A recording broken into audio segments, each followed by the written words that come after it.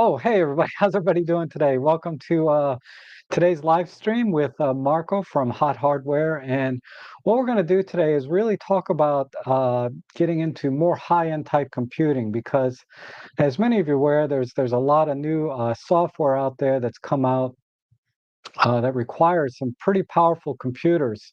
You know, with all the new AI stuff, the noise reduction. Also, sorry, hold on.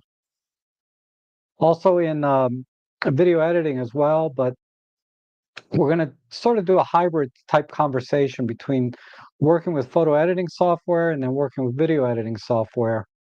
And the kind of the leaps and bounds that computing has made, or at least the hardware has made in the last year, it's pretty significant. And you know, I always call to authority, like someone like Marko, to come in and talk about these things because, you know, I just have sort of a consumer level view of these products, and I'm subject to the same marketing hype and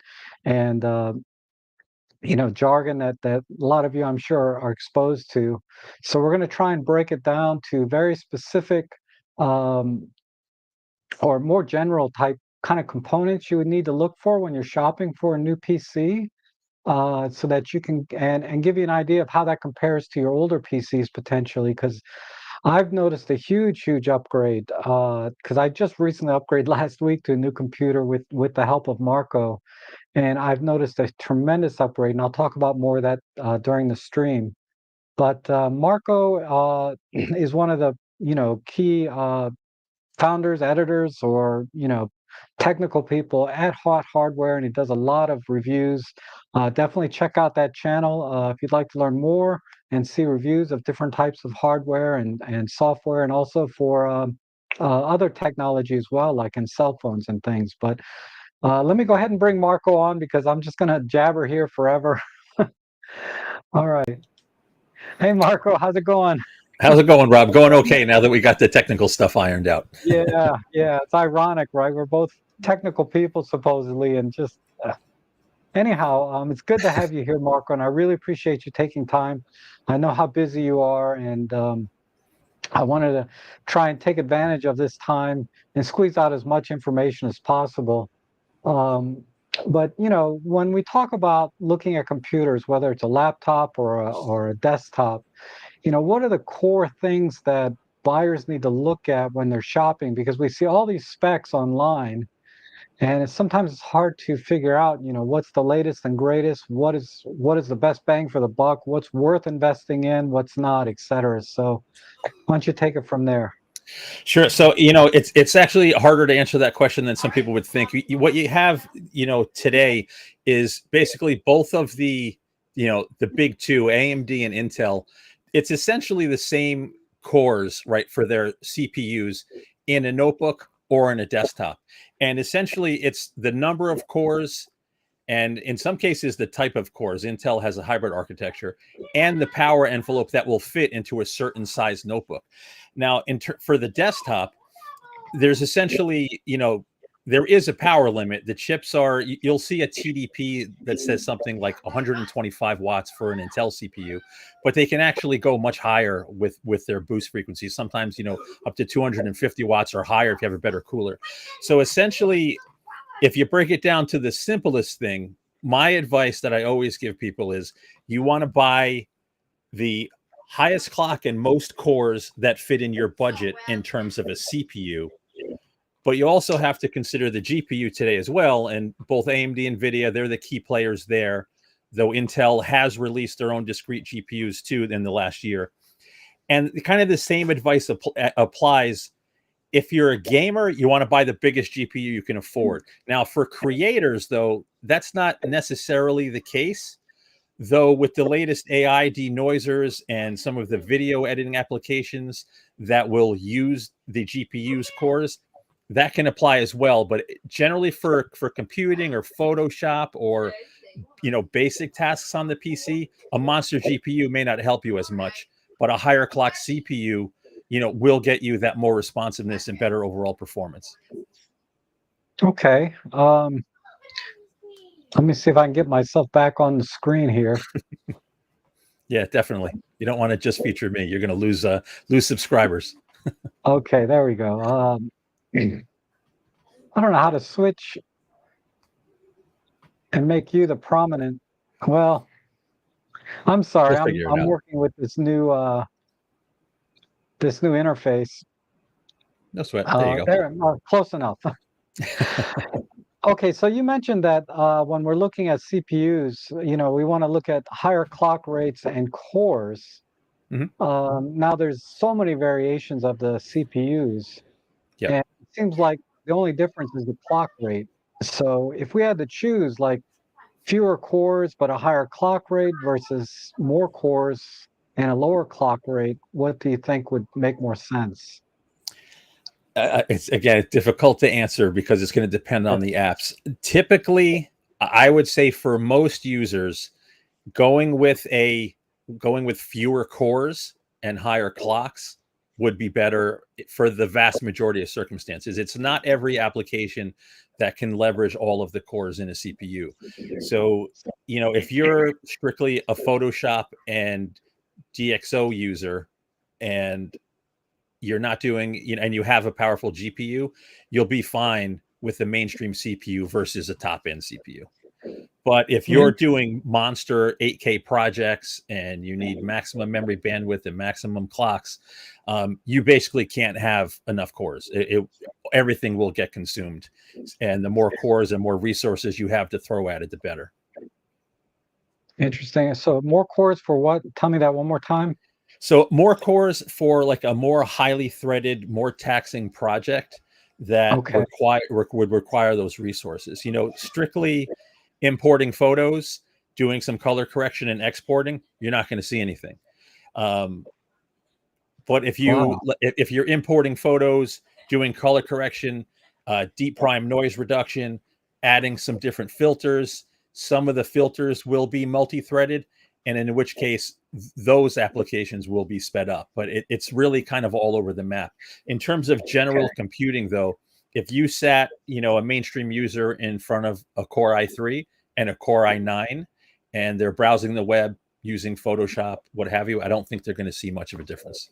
Wow, that's surprising. Hmm. I would expected the more cores you have, just the overall would be much, you would get a much better experience. But for just general Photoshop and productivity, office productivity type stuff, just having a mainstream processor, and by mainstream you mean like lower end, like Core i3, i5s, maybe even Yep. i7. Okay. Wow, So I that's mean, there's nuance there too. So if anyone watching this right now is on a Windows PC and you press Control Alt Delete and you bring up Task Manager, you're going to see a number at the bottom that says number of threads that are currently running on your PC. mhm.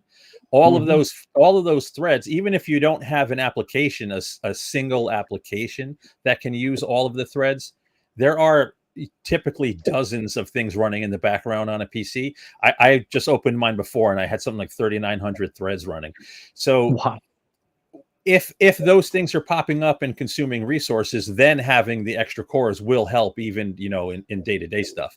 But on like a well optimized PC that's not polluted with a bunch of stuff, and you're just browsing the web and doing Photoshop, it's the experience is very similar from one to Okay. another.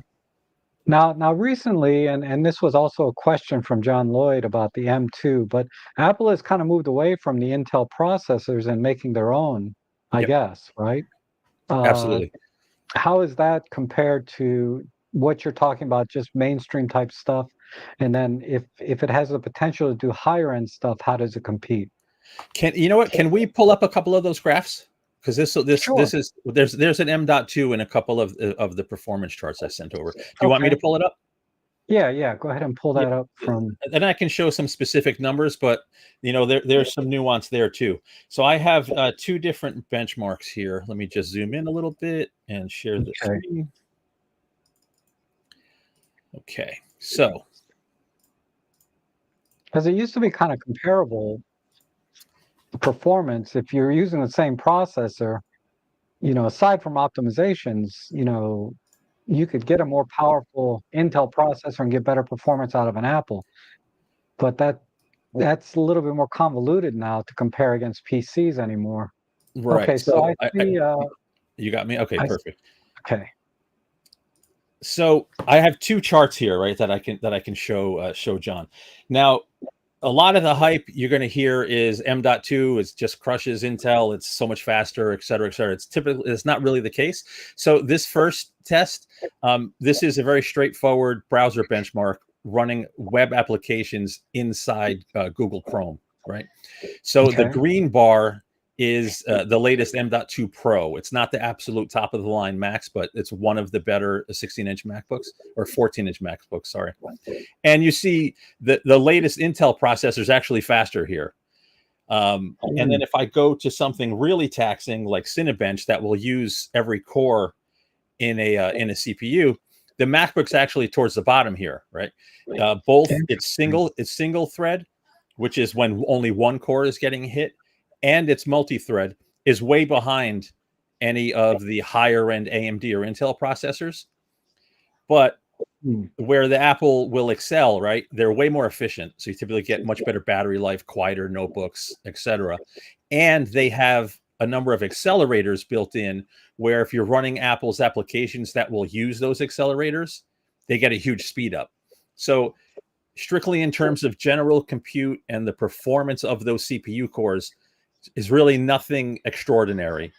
Where they're extraordinaries in terms of their power efficiency and when the accelerators get used with Apple's applications. Okay. So that brings up an interesting question because a lot of times I see in the forums and threads about how someone's particular software, whether it's photo editing or video editing, is hasn't been optimized for the M processor, right? Right. So I guess those would take advantage or use those accelerator type things, you think, or is that still No, full? if something is not native to M.2, it's using emulation. It's called Rosetta emulation, and the performance will actually be worse than what I showed you because there's an emulation layer on top of there. Okay. So So it's just still say, good. It's just yeah. not optimized. So if you have like an Apple version of a software that's native for the M processor and the Intel, um, they're going to give you about the same performance, you think? Given No. this. If there's something native that's optimized for the M.2, it'll perform much better. Wait a minute, let me make sure I understood that question. Are you talking the same app on an Intel PC versus an M.2 PC?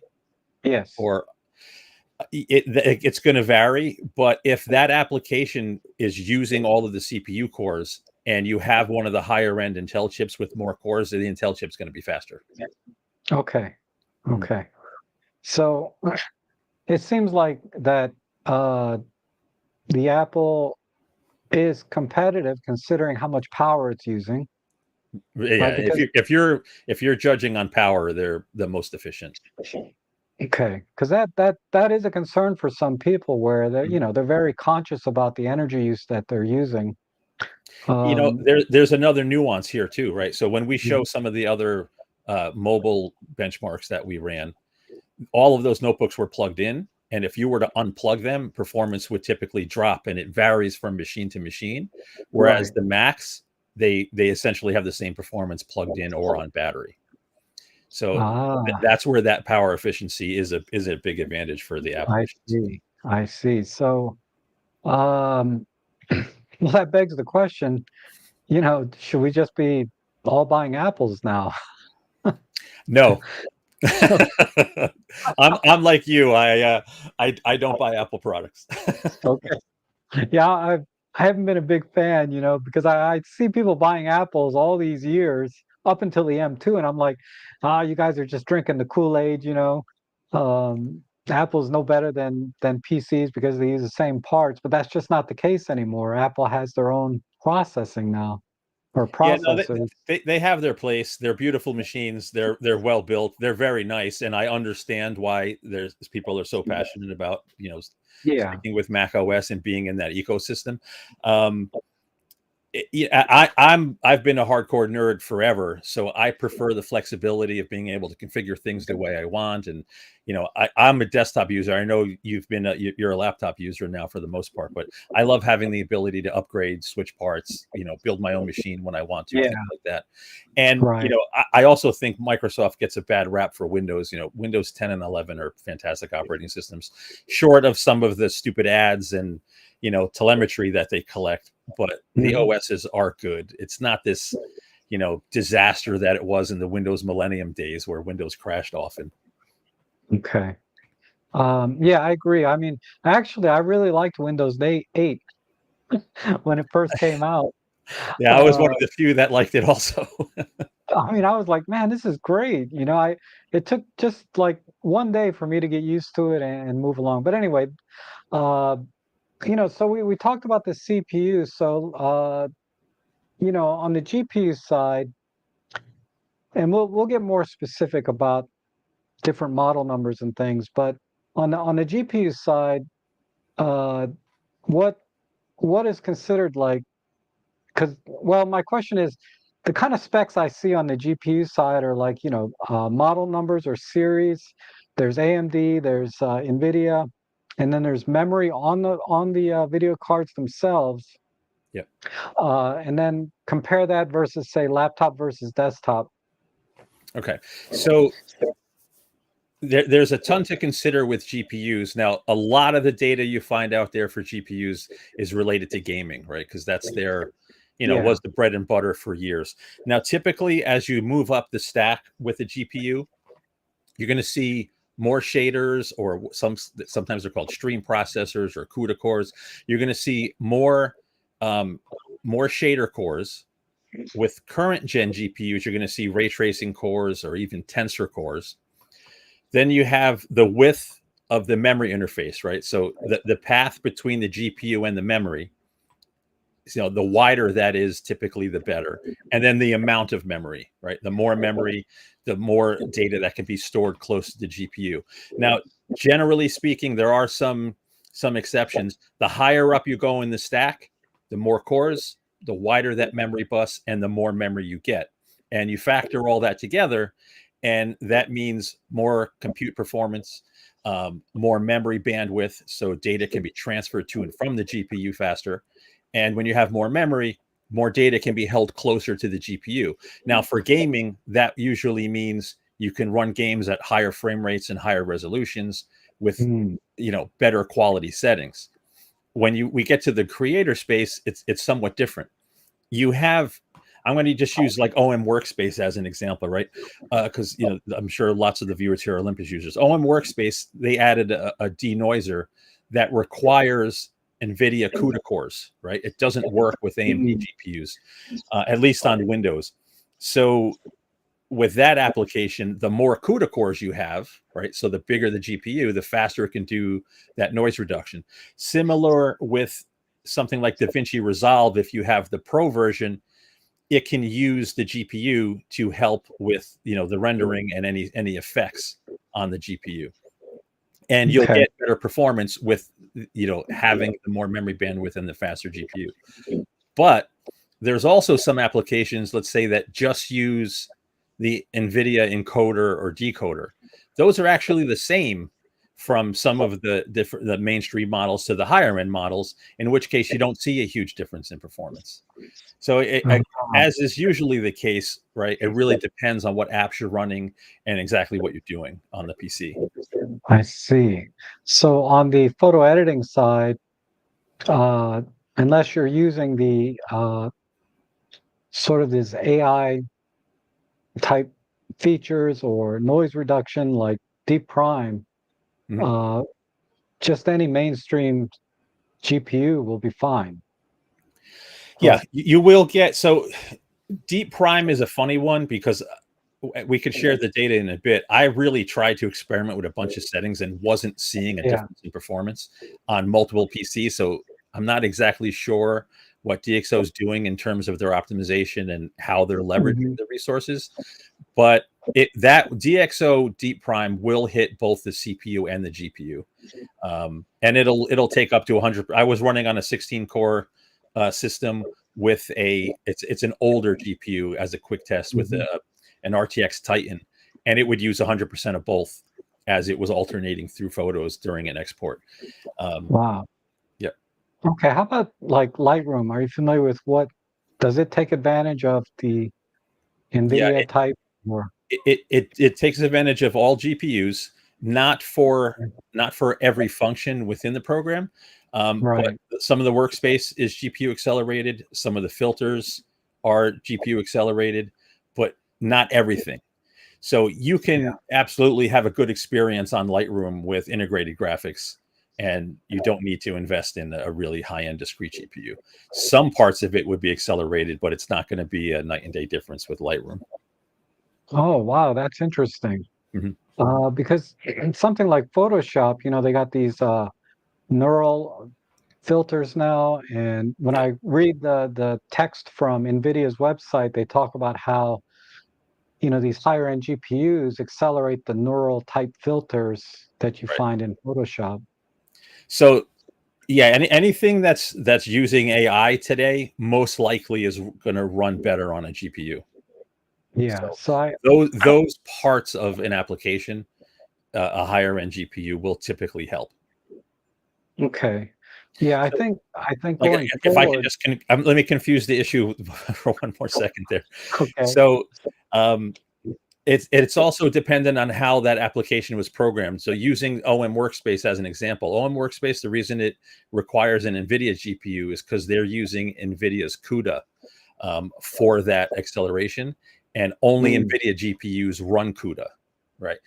If an right. application uses OpenCL, that'll run on any GPU and will typically use any resource available in the system. So it really Okay. depends on how the application is set up. And what is OpenCL? OpenCL is it's not open source, but it's a standard for using heterogeneous computing where you can leverage essentially any OpenCL compatible processor in a system. So GPUs, CPUs, sometimes there's special accelerators. OpenCL will say, okay, here are the resources in a system. Use the fastest one for this task. Right, right. I just wanted to share a user experience here. I So guess. yeah, Chris is one of the guys from HotHardware. Oh, okay. Yeah. Hi, Chris. Yeah. Thanks for sharing that. So is an A370M, is that a That's integrated in that's graphic? in that's in no, that's actually discrete, but it's one of Intel's newer Arc mobile discrete, so a very low power Ah, mobile GPU I versus a see. Monster 4090 in a desktop. Okay, so the feeling I'm getting is, go with NVIDIA and go for the more higher end cards because I think in the very near future, these AI processors are going to take more advantage of these cores and discrete graphics. Does that sound reasonable? It's logical, but considering the prices, I wouldn't say it's reasonable, right? You're 100% correct, right? AI is Okay. more and more becoming a part of many applications. Even just being on Zoom or Teams and doing high quality blurring and stuff like that, all of that's going to eventually get accelerated on GPU. So yeah, having more GPU is better, but they're just so expensive, right? So it Yeah. goes Well, back to the we're talking beginning, just high buy end the today, fastest you right? can get. Yeah, Yeah, we're talking high end today. right. Uh, because I faced that dilemma 3 years ago where my budget was like $1,000 and I ended up spending 1,200. And we'll talk about more what I ended up with. But here's a question about a Ryzen. What's an APU? Is that a GPU or? So the Ryzen 5700G has integrated Radeon graphics, has it like a processor on the CPU core, so it's all integrated on one, and that's Okay. actually for integrated graphics. It's probably arguably the best integrated graphics you can get, right?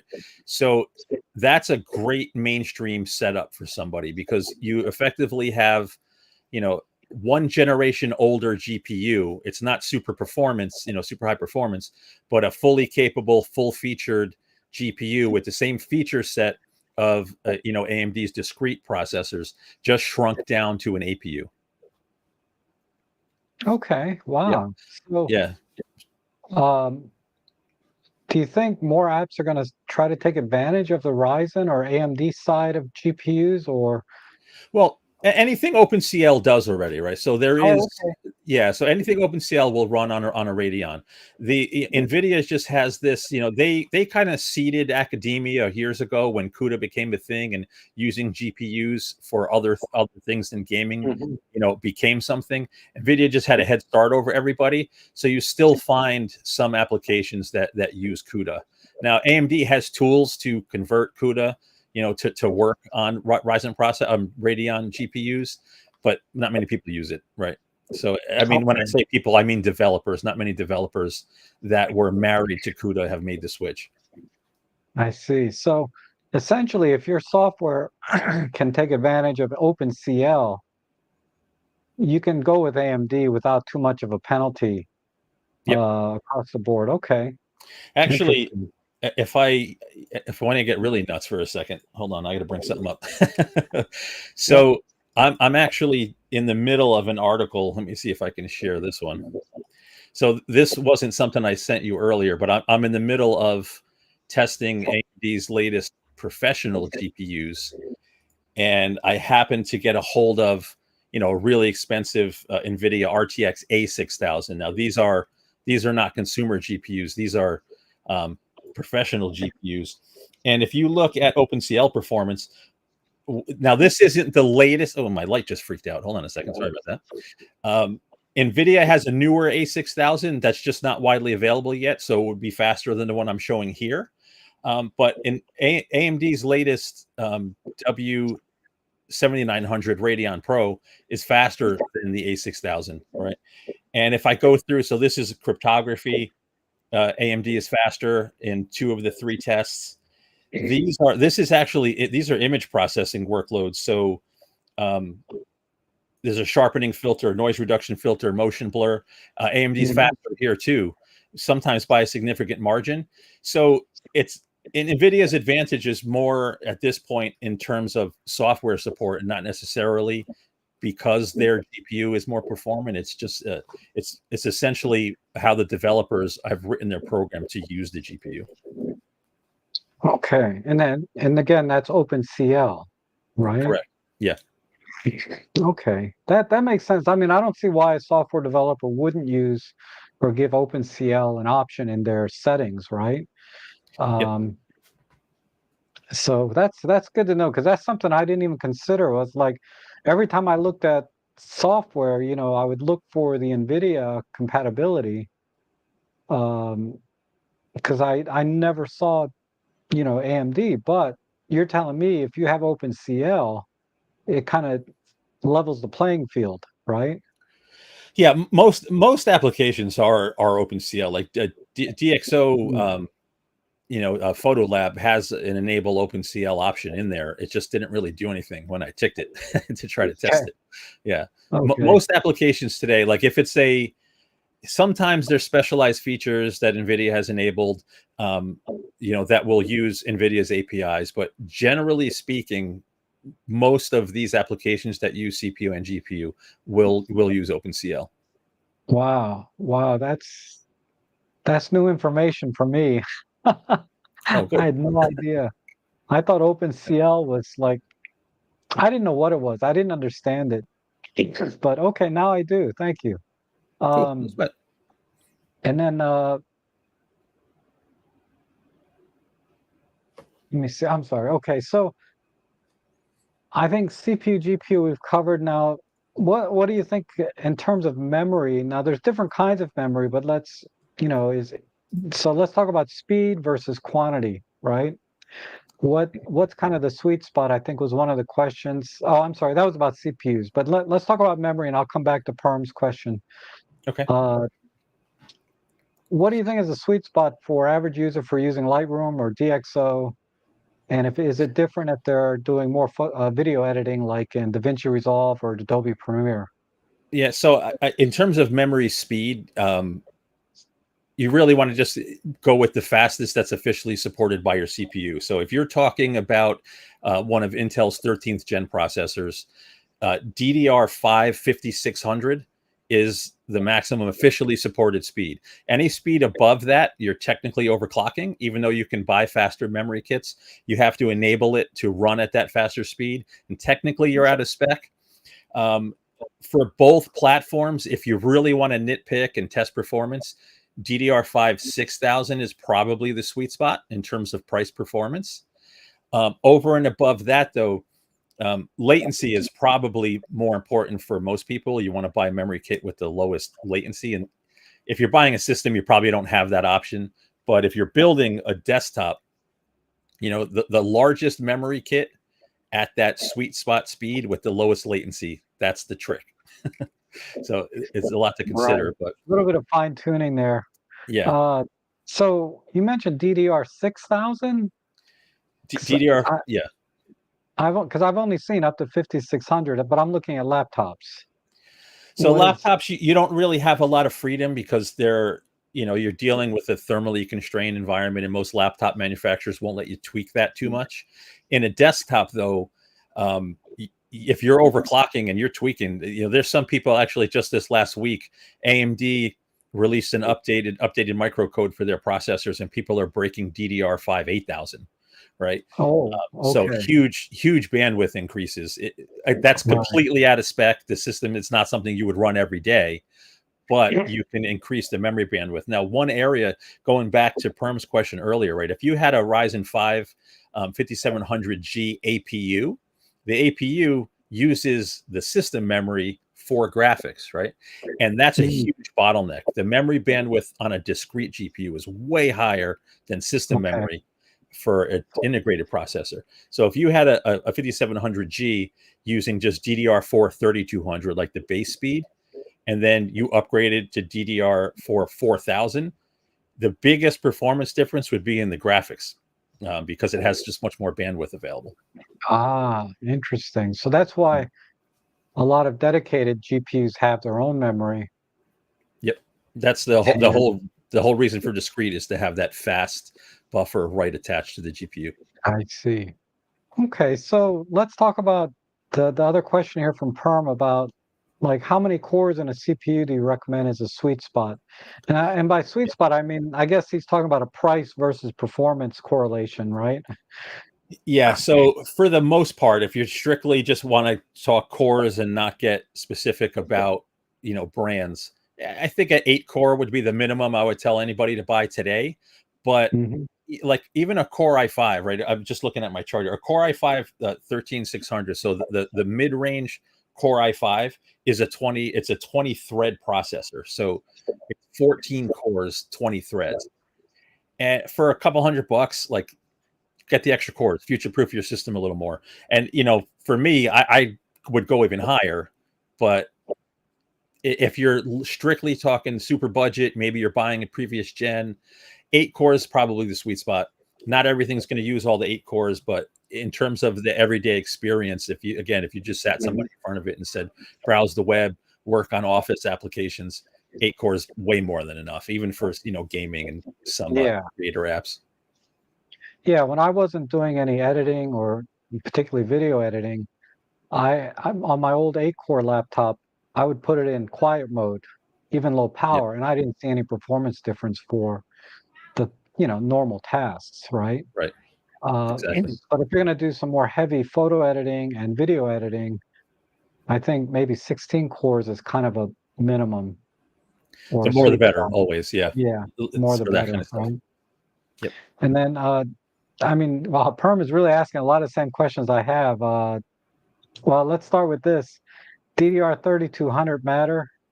Like memory speed above 3200. Yeah, again, it's for day-to-day computing, you probably wouldn't see much of a difference, but for a system with integrated graphics, faster memory will have an impact Yeah, on graphic yeah, performance for yeah. You sure. talked about that. Yep. So if you have integrated graphics using the system memory, faster the better. Right. But And again, that, it's if you're running beyond the official maximum spec, you typically have to do it manually. Like just buying a faster memory kit and plugging it in, it's not going to run at that higher speed. It's going to run at the maximum that processor platform supports. You'd have to Mhm. manually go into the BIOS, or use an application that allows you to tweak those settings to Right. specify those higher speeds. And you Okay. might not even be able to run them depending on your system. Right. Right. Because you're going outside of spec. Exactly. Is that and on a laptop that's going to vary even more. They usually have very, very little flexibility, as I'm discovering. Um, Exactly. and as far as memory goes, for photo editing and video, do you think 32 gig is too much? Are we good at 16 or? It's so cheap, right? Go for 32, go for more. Okay. 16 is probably more than enough for the vast majority of people, but memory is just so cheap right now that the more Yeah. the better. You're just future proofing yourself and going to have a better overall experience with the more memory you put in a system. Yeah, I definitely saw an improvement from 16 to 32 Mhm. uh, in my personal experience because I was constantly hitting 95% of memory usage when I was at 16, and Yeah. that dropped down to about 80% when I was at 32. So it shows that the computer will use everything you got, but I think right around an 80% usage is kind of a comfortable range for the computer. It seems like they like to leave a little bit extra headroom.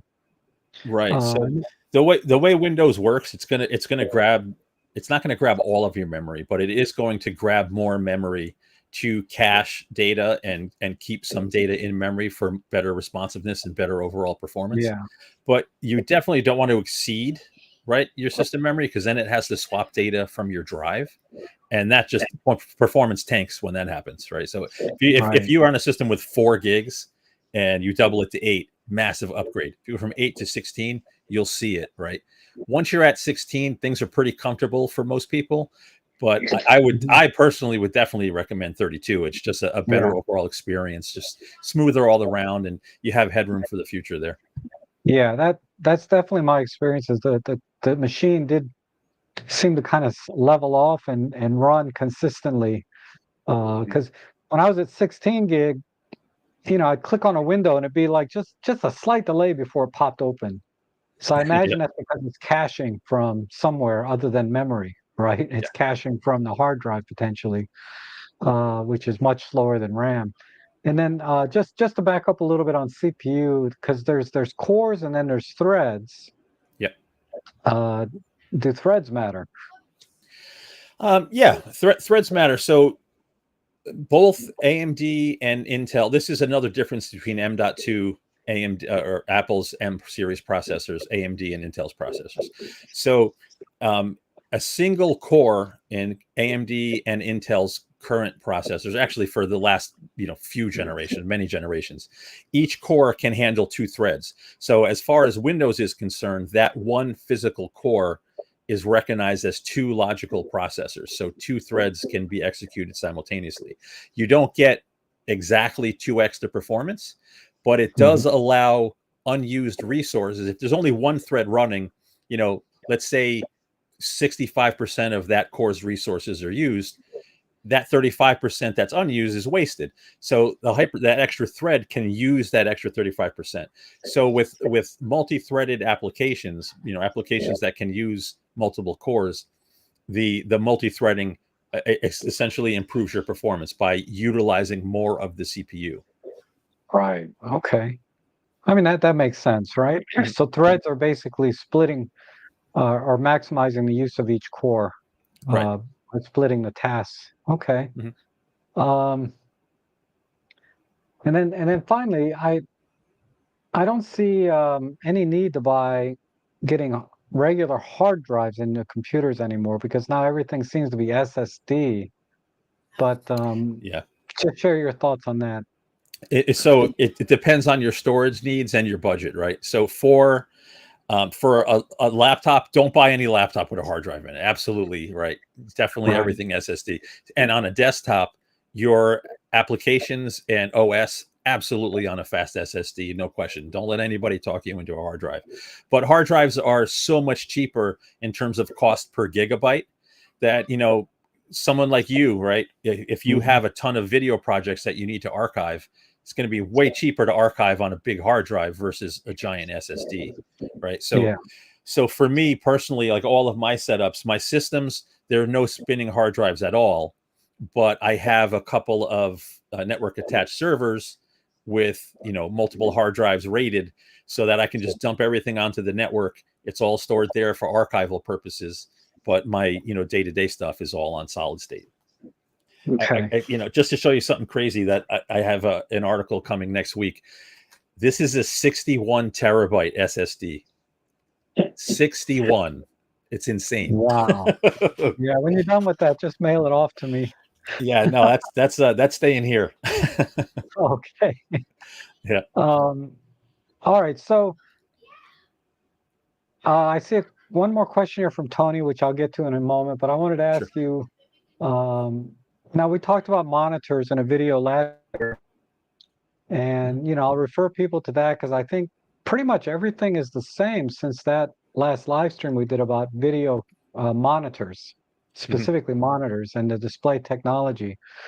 And what I'm finding is on the higher end gaming type laptops, they all seem to be excellent. 100% Adobe RGB and sRG or 100% sRGB, most of the Adobe and also DCI-P3. Yeah, Um, so I think, if you're using a desktop, you definitely want to look for 100% sRGB as a minimum, which is almost everything. yeah, just But about also everything. look for DCI-P3 and Adobe RGB specs. If they were listed there, that's probably a pretty good monitor. If they didn't list it, I probably wouldn't get that monitor because manufacturers are going to brag about the higher color specs, and it does make a difference in your editing. If you're very critical about your colors. But those are my thoughts on it. Did you have anything you wanted to add to that? Yeah. There's two things to add. So also, in addition to, you know, grabbing a monitor with the widest gamut coverage, right, that fits your budget. Everyone that's serious about their photos and videos, you want to invest in something to calibrate your displays. If Mm. you want to make sure everything stays accurate, and recalibrate every they recommend every month or so, but every couple of months recalibrate your displays to make sure the colors are accurate. But in terms of, in the notebook space, there's been some cool developments in the last year. Two notebooks that I tested recently come to mind. One of the higher end MSI GT77 Titan notebooks has a mini LED display that is just so bright and so crisp and beautiful. You can see the difference in the contrast and the saturation and overall output from this display. It's awesome. And I believe it was the Razer Blade 16, might have been the 17. I don't remember. I have to double check. But some manufacturers are now, because everybody's a creator and there's lots of gamers, right? So they're trying to cater to both. And this Razer display actually had two modes of operation. It could be a 4K display with 60 hertz, or a 1440p display at 240 hertz. So it was a really nice, also mini LED backlit display that can do either a higher resolution with a typical refresh rate, or a lower resolution with a much faster, smoother refresh rate. It was a really nice display. Wow, Mhm. that's interesting. Reminds me of another application, but let's get to Tony's question real quick. Sure. But that's very important about calibration tools. I use the Spider. I think it's called Spider Elite. I use the Spider tools. Yep. Uh, that one's really really good and fast. But the only limitation is like if you want to try and and most monitors are limited to this anyway, but it will not really calibrate higher color calibration beyond like DCI-P3 or Adobe RGB. Because, if you're trying to calibrate Rec 2020, for example, which is the full entire spectrum, I don't think a Spider calibrator is going to do it. You'd have to buy a very high-end calibrator. But no, Yeah. I mean, you're talking studio production type stuff. But okay, so let's back up to this question here about the minimum spec for OM workspace noise reduction. I'm forgetting the exact memory spec, but it's an NVIDIA GPU, I believe, with a minimum of 6 gigs of VRAM. So you're going back to like a 1070 class or higher. Like that's 4 generations ago. So I think anything higher than a GTX 1070 will run the noise reduction in OM workspace. It might be 4 gigs. I might have that wrong, but it's essentially an NVIDIA GPU. Yeah, so like a 2060, a 3060, 4060. Yeah, any of the modern ones, it's no problem. Okay. How about like, I've seen these other like lower end ones, like a 3050 Ti or something. If it has enough memory, I'm forgetting how much is the default memory on the 3050 Ti. So we need 4 gig, basically. It's either, it might be 6. So let me double check that. You know, I mean, I have this cool website called Google where I can just check stuff like that. So I should probably use it. Oh, I'm forgetting the spec. I learned that if you type Google in Google, you'll break the internet. So it's 4 gigs or more. So yeah, 3050 Ti will work. So anything with 4 gigs or more. Okay, and the 60 series seems to have 6 gig. Correct, or more. Yeah, like there's even a 3060 with 12 gigs, so that'll be no problem. Okay, good to know. And then the CPU side, like you said, 8 cores would be enough for workspace, you think? Yeah, workspace is not particularly optimized for high performance. It's more what the base requirement is. So it will run faster on a faster system. So like, higher end, higher clock CPU will make it a little faster, but OM workspace in general is not particularly optimized. Okay. So don't go crazy on a computer. Just get sort of a decent one. You'll be okay. Absolutely. Right. And I can tell you that I feel like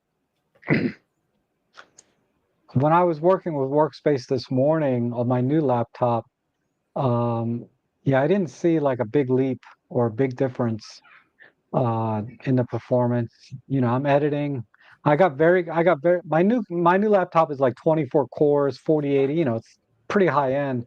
My old laptop was high end 3 years ago, 8 cores with a 30 or 2060. But in workflow, I didn't really see like 10 times the performance, using this higher end laptop now when I was in Workspace. In workspace, you won't. Yeah, and in like general compute, it'll be faster, but it's not a night and day difference. But we were talking about an encoding project you did. Why don't you tell everybody that the difference that you saw with that upgrade? Yeah. Well, I was doing a project for a client. It was just a 2-minute video, and on my old laptop here, this is an 8-core, 16-thread. Right, AMD processor, the 4900HS, so it's the low power version, and the low power version of the RTX 2060. Because it's a thin and light notebook for travel, right?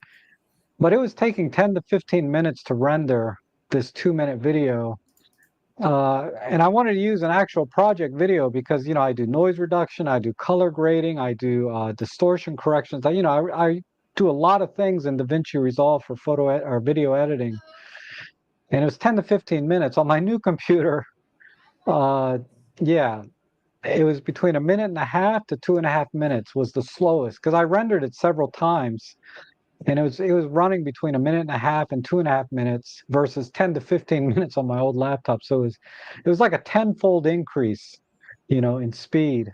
And if you're doing 2 projects a day, right? If you're a professional doing a couple of projects a day, not killing yourself, you literally would have saved yourself, over an hour a week. Oh, right? Easily, because I'll render one project probably 7 or 8 times because I have to render it, then watch it. And if I find any glitches or, because one of the problems I was having with that computer was even when I was playing back the rendered video, I was getting frame skipping, even after it was rendered. So I had to, so when I got onto my new computer, I rewatched the same videos that were skipping on that laptop, and they weren't skipping at all on my new one. So I don't know where the bottleneck was that was causing skipping on a playback, because that shouldn't be the case. Yeah, it shouldn't be the case. It's probably just, I get flack. I've written articles about this, or I call it bit rot, right? Once you've had Windows up and running for X number of years, and you've had 50 updates and 20 driver Yeah. updates, it just gets glitchy and buggy, and sometimes it's worth reformatting and starting clean. Yeah, yeah, that may be the case because that laptop's 3 years old now. Mhm. And then this is a really quick question. I think there's SS SATA and there's M.2. I don't think there's really much difference in terms of performance, is there? Depends. So check out. I review a ton of storage devices. So if you really want to look at nuts and bolts specifics, go to HotHardware, click the storage section, and you can see some of the most recent reviews. So there's a huge difference in terms of maximum bandwidth, right? The fastest SATA drive you could buy is going to be bottlenecked by the SATA port. And the most data it can move is about 550 megabytes a second. Whereas on a 13th gen latest Intel platform or AMD's latest AM5 platform that has PCI Express Gen 5, if you have one of the latest Gen 5 NVMe SSDs, an M.2 NVMe SSD, the fastest drive I've tested recently is the Crucial T700. And I might be off by a gigabyte or two, but I think it was doing 12 gigabytes a second in sequential transfers. Wow. So if you're moving, let's say you're moving a video project off an external SSD to your system, right? It's going to be much faster than the SATA drive, right? Transferring it over, assuming you have the right interface. But, right, as with everything, there's nuance here, right? In terms of system responsiveness and launching applications or boot times, it's more the smaller 4K transfers that matter. So if you look at 4K transfers, there's a much smaller difference. We're talking a few megabytes a second. Yeah. So And that was my next question, which you're yeah. answering.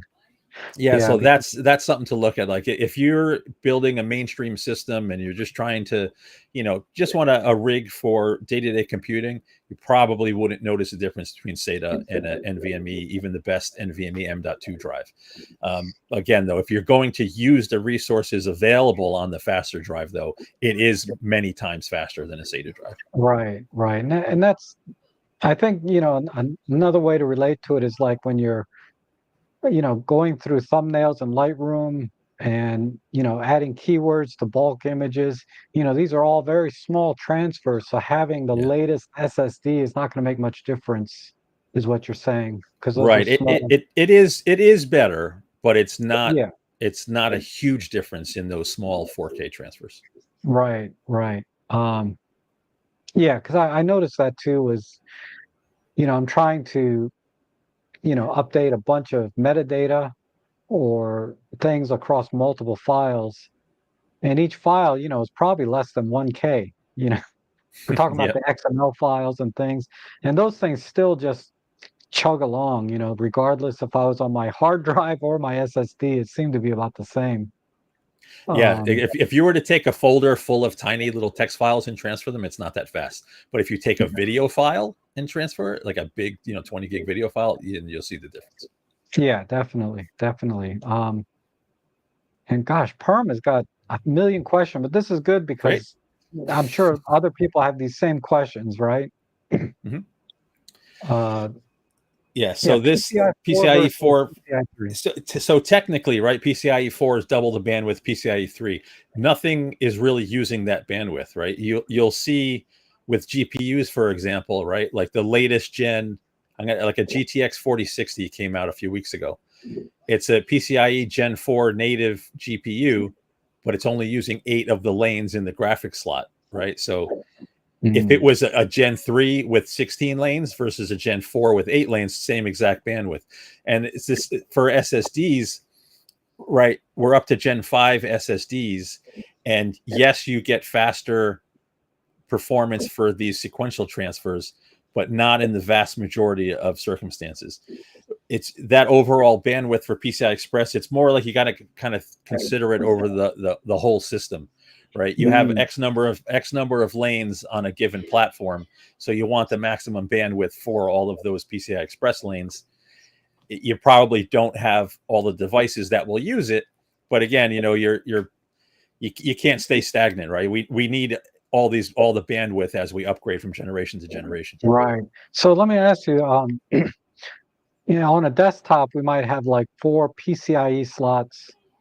Mhm. Are they all sharing the same 16 lanes back to the CPU, or?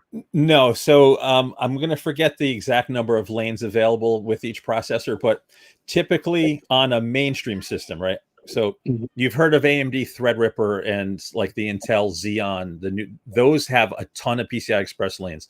So I'm going to forget those for a second. But like an AMD Ryzen 7000 or an Intel 13th gen, they have some lanes that are directly attached to the CPU and some that are going through the motherboard through either an IO die or the chipset, right?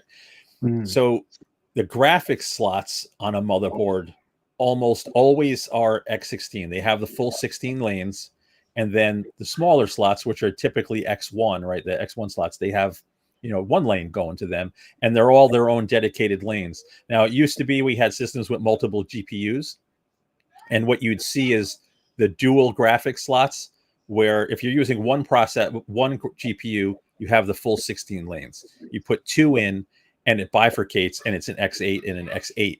But performance is still, except for like these corner cases, if you run some benchmarks, you wouldn't perceive any performance difference.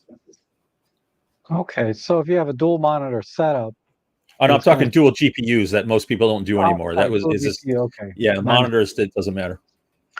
doesn't matter. Okay, because uh, something I did was I bought an external hub that had its own GPU built in, so it's not bleeding off the GPU through the HDMI port or Thunderbolt port.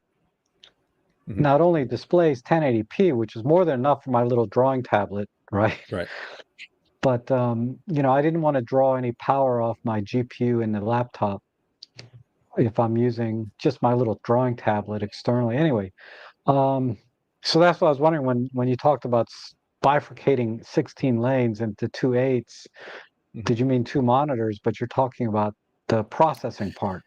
I'm actually, yeah, I'm talking about the electrical connection between the GPU and the CPU. Okay. It's just the Okay. number of lanes that the CPU and GPU are using to communicate.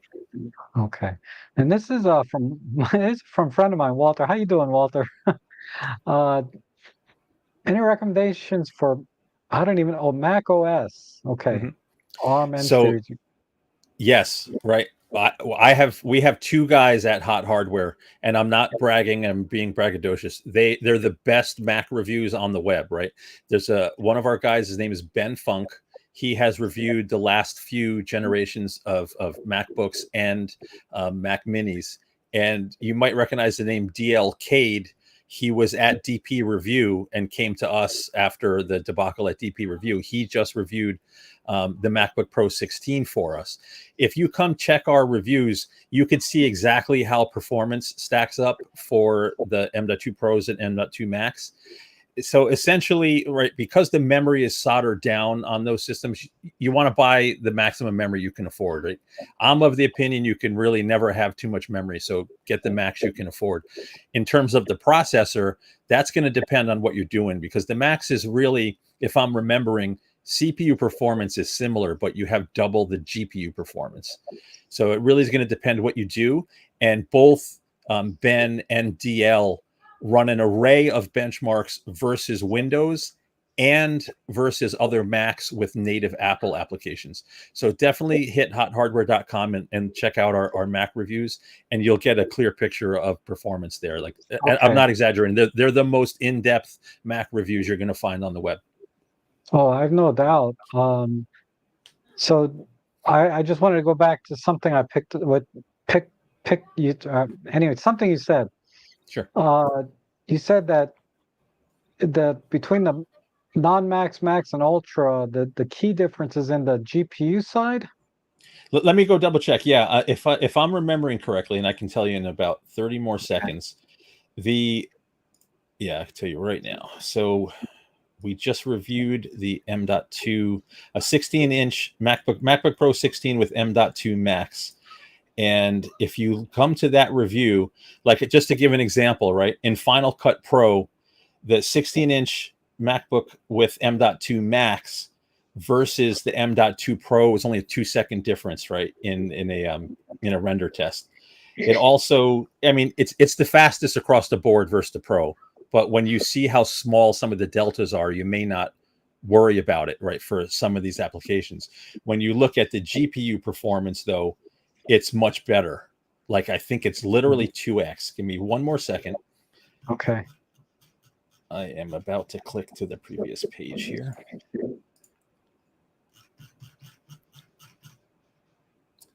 Yeah. So if you know, I should just probably share this out. Give me 1 second here. Hopefully this Sure. shows up.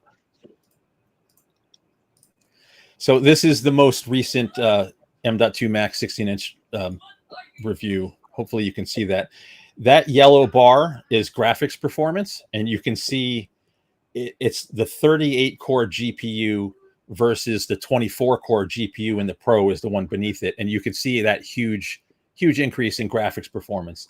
But in terms of CPU cores, the Max is the M.2 Max is 8+4, and the M.1 Max is like an 8+2 core. So it's really like this small 2 efficiency core advantage. It's not a huge leap, but it is a huge leap in graphics performance. So I'm going to go to the next page just to show you the Apple benchmarks, right? So like here's the difference between an M.2 Max and an M.1 Max. It's the same speed, and versus the M.2 Pro, it was a 2-second difference in the export time for a Final Cut project. Can you cut and paste that link and put it in the chat?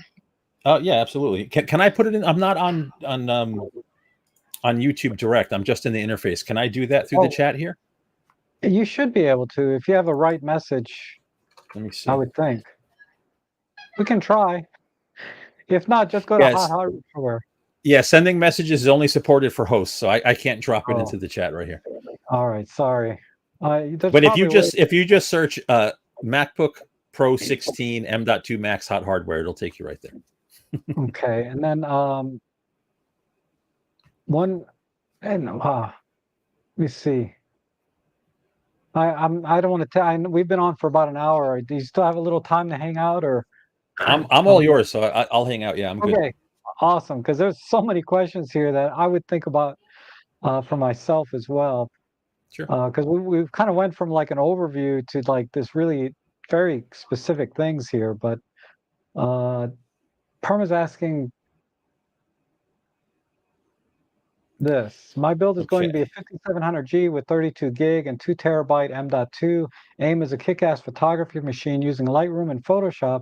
If you were to make one change to improve, what would you suggest, if anything? So that's probably for a mainstream basic setup. That's probably perfect for Photoshop and Lightroom. Make sure you get the lowest latency 32 gig kit. If you can afford a 64 gigabyte kit, go for it. In terms of the SSD, get one of the higher end drives that are not DRAM-less. So you're going to see some mainstream 2 terabyte drives that are maybe 60% of the price of some of the higher end M.2 SSDs. Go for the better M.2 SSD just so you have no compromised performance on the storage there. But that's like a great mainstream setup. That's something I would build for somebody that doesn't want to break the bank with discrete GPUs in a big system. Okay, and then let me ask you now, I assume this is a desktop build. Yeah. There's going to be a lot of different kinds of motherboards. Is there any differences there, like in terms of do you recommend getting a high-end motherboard versus a low-end motherboard? Is there really any going to be performance differences or upgrade? In terms of performance, you really aren't going to see very much difference from a low-end board to a high-end board for a default configuration, right? If you're building a rig and running it all stock, you probably won't see much. Where you would see a difference, right? The higher-end boards will typically get you much more I/O. So you might have faster networking built in. You might have faster USB ports and more USB ports. You may have additional M.2 slots, so you can throw more SSDs on there. And then the higher end boards usually allow you to overclock and better tweak the settings. So if you did really want to fine tune with faster memory or perhaps overclock your CPU a little bit, that's when you kind of want to spring for the better boards. Yeah, because I see the like lower end boards for sub 100, but then the high end boards like 4 or 500. Yeah, Uh, it's really, if you're a gamer and you want to tweak, go for the high end boards. For the yeah. vast majority of mainstream users, just go for the mainstream motherboard if Okay. it And has enough ports and slots for you. is there any brands you recommend or recommend to buy or to avoid? I'm partial. So I shouldn't say I'm partial because I have to review all these things. But when I'm building a system, I would typically look towards ASUS, MSI, or Gigabyte for a motherboard. Those are kind of the big three. A smaller brand that I don't know how much life is left in the company. EVGA makes great motherboards, but Hmm. they're they stopped making GPUs and they're kind of fading away, I think. So I Ah, don't know how long-term support would be, but I've had, if you go to Google motherboard brands, you're going to find people complain about all of them, right? There's some issues, they're just so complex. You'll find people complaining about all of the brands. But I've been right. building systems since the 386 days, right? 80s and 90s, and typically ASUS, MSI, Gigabyte. You're not going to go wrong. So those are the three. Okay. Yeah, and I think ASUS is owned by, well, it No, doesn't matter. ASUS is a big company. They're their own entity. They're giant. Okay. Maybe it was Acer that owns like Gateway or something. It's weird things like that, but it doesn't matter. Everybody owns everybody when you think about it, Right, right? exactly. Um, Now, this is a question I kind of ran into. I'll just read it out loud. The display requirements change for video versus photo editing, and let me tell you what my experience was, and then see if it's just all in my head or if you can elaborate on this. Mhm. Is I was editing a photo that is actually from Walter, and that he had sent to me, and he Was said, he showing off his Nikon Z7 or whatever it was? "Yeah, Z9." Z9, that's it. Uh, No, no, we went on a little photo walk and uh I felt like the image was too dark, right? And the colors didn't pop or whatever. And um my problem was that I had my monitor calibrated for 120 nits so I can do video editing Mhm. and it's all, DCI-P3, all that. And he's running at 80 nits, but sRGB. anyway, this is that's kind of off to a tangent off this question, but how would you answer this question? So I wouldn't So, say the display requirements change. Well, I take that back, right? If you're only doing photos, all you really care about is sRGB for the most part, if it's going to be shared online, right? So if you're just doing photos that are going to get shared online for the most part, or uh, sRGB is probably the color space you're working in, right? But if you're doing high end video work, the DCI is probably more important to you. So you want to display with a wider DCI coverage. But going back to what you were just saying, if you sort of have to calibrate your display based on your vision for that video or photo, right? It might not, yeah, someone else might not be calibrating the same way, and you have an experience like that, where yeah, it's different on different machines. yeah, it was definitely uh it it it's I split the difference and now I'm at 100 nits Mhm. instead of, which seems to be about right, but again, I always go back and I watch them on my big screen TV and I look at it on my iPad, the same video to see any differences. Uh, video work is a whole different workflow, really. But Yeah, for sure. for photos, I think it doesn't. I guess you want to the display brightness you want to have set is for if you're going to be printing versus displaying online. I guess you may want to use a Yeah, different. absolutely. Yeah, if you're printing, even lower luminance, right? You know, Yeah, yeah. paper Okay, doesn't emit any light. So right. Okay, so now we're kind of getting into the value questions, mhm. but I do want to come back to the couple of things. But let's answer a couple questions before we move on. So, what is the least expensive already built Windows-based high-end computer for photography editing? That's like almost impossible to answer in terms of like a specific computer. What I will say, right? If you're buying today, you're going to be buying either an Intel 13th gen or AMD Ryzen 7000 series CPU, right? Now there's tons of brands and there's tons of options out there. What you'll probably find is, the sweet spot, in my opinion, you can get a really high end fast system in the $1,000 to $1,200 range. That'll do basically everything, right? It may not do everything the best at the ultra high end levels of performance, but it will satisfy the vast majority of users for the vast majority of circumstances, and you will have at least 32 gigs. You'll have a discrete GPU. You'll have a fast SSD, and your overall experience will be very good. And in terms of like a brand, if you're comfortable with big boxes, Dell and HP are obviously go-tos. If you're open to a boutique, more personal build, there's a company called Main Gear based out of New Jersey that makes absolutely awesome, built-to-order systems. I know the CEO. We recently did a tour. When you see the innards of a Main Gear system, you understand why there's a bit of a premium, because they're immaculate, right? The cabling, you can eat off these systems. They're just beautiful.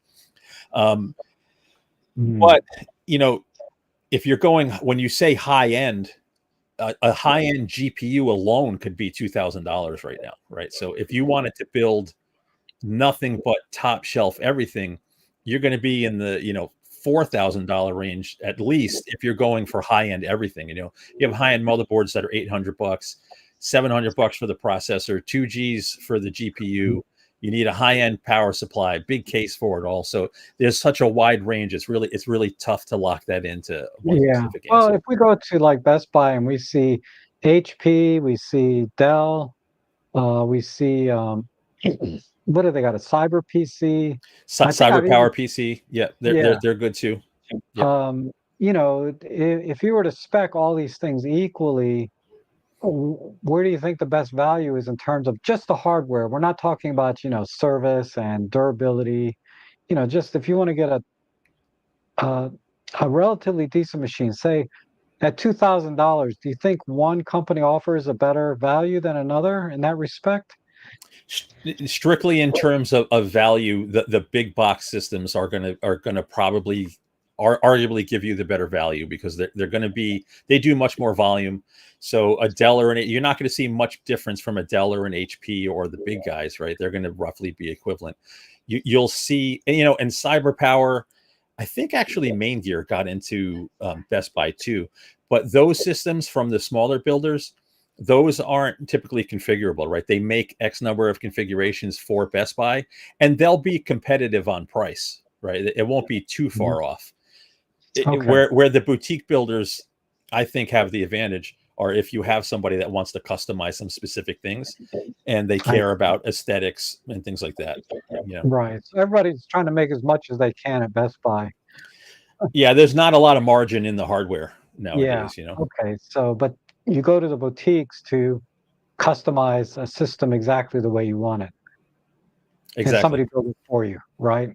I Right. And see. you just get a more personal experience. You'll have a sheet of paper in there showing what tests they ran. You'll have a support person that, it's just, these are small operations. You might get support from the person that built your system. So Right. Right. now we have Ben in the chat saying we all just need an M.2 Max. I don't know. Yeah. I don't Yeah. know. I don't know Exactly. about that. Ben, good to see you here. Good luck. Good luck. I watched Yeah. your most recent Yeah. videos. Yeah. Full recovery for you, Ben. I Yes. am wishing you the best. Positive vibes for Ben. Yes. Okay. Definitely, if you're not familiar with what we're talking about, go to Ben's the Narrowband channel, and you can hear it from him directly. I don't like to get too personal, Yeah. in public. But since Ben has, you can go to his channel and check it out. Um, okay, so let me ask you some very, very specific questions about specs. Okay. Sure. So currently, I think the Intel Gen 13 and Ryzen 9 are the latest generations of processors. And Ryzen there's a lot of 7000. variations. The 7000 for Yeah. desktop. Yes. I think for laptop it goes to 9, right? Or No, the no, it is 7000 7,000. series is the newest there too. Okay, my There's mistake. Ryzen 3, 5, 7, 9, but of the generation is 7000. Okay, so they have the same naming convention as Canon. Similar, yeah. You know, the R8 is not as good as the R5 and vice versa. Anyway, um, so between Gen 12 and Gen 13 on the Intel, because there's a lot of like closeout type sales and liquidation sales at Best Buy that I've seen, Yep. you know, and they're all 12th gen, Core i7s, Core i9s, what have you. Right. Uh, do you recommend going with the Core i12s or, I mean, the Gen 12s, or is it worth it to go for the Gen 13s now? So I'm gonna bring up those charts again. I'm just gonna step through all the tests that you actually did. You want to do it because your system's in there, or do you want me just No, to? yeah, I can. Let me see if I can do it without crashing the stream. Okay. Hopefully it doesn't crash. So I think looking at the data will help people make the decision a little better, right? So you can see the gen or on-gen performance differences. Okay, so I'm on the first page here. So Okay. I didn't put my system in here. Okay. So before coming on the stream over the last few weeks, I sent a bunch of data over to Rob. Now, these are kind of messy graphs, but I'm comparing the latest notebooks and the latest desktops in one graph here. So this particular benchmark is something called PC Mark 10, and it runs an array of tests. It does some what they call essential tests, which are just tooling around on the system, productivity tests, which are like office type applications, Word, Excel, and some digital content creation. So it does some rendering with something called Pavre. It does some gaming, etc.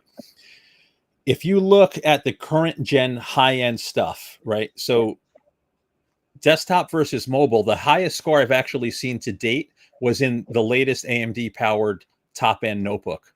Now, this was an Asus notebook. That was the best overall score. Now, this is an aggregate of essentials, productivity, and content creation, like boiled down to one score. So if you look at the latest gen, clearly at the top of the charts. So if we compare, let's do just notebooks in particular. A Core i9 13950HX, which is one of the higher end mobile processors, and we drop down to the Core i9 12900HK, which was a previous gen mobile processor. It's a big jump gen over gen in the mobile. The 13950 actually beat the 12900K desktop part in this test. So this particular generation of mobile processors is a big jump in performance, right? So there is significant performance to be gained, but the other processors are still fast. Like if you're on a system that's 3 or 4 years old, going with the 12th gen is still going to be a massive upgrade. It's just a much bigger upgrade with the current gen. Yeah. Okay. So, Now, so can what? you can you Yeah. step to speedometer, the next one at the bottom? So I'll just quickly run through all these charts. We'll just spend a minute here. So this was the browser-based testing that we showed you a little earlier. All of these systems, like browsing the web, is fast on a Ryzen 9 5900HX, which is technically the bottom of the chart here. But you can see the current generation stuff is it's nearly 2x as fast, right? It can execute nearly twice as fast. Yeah.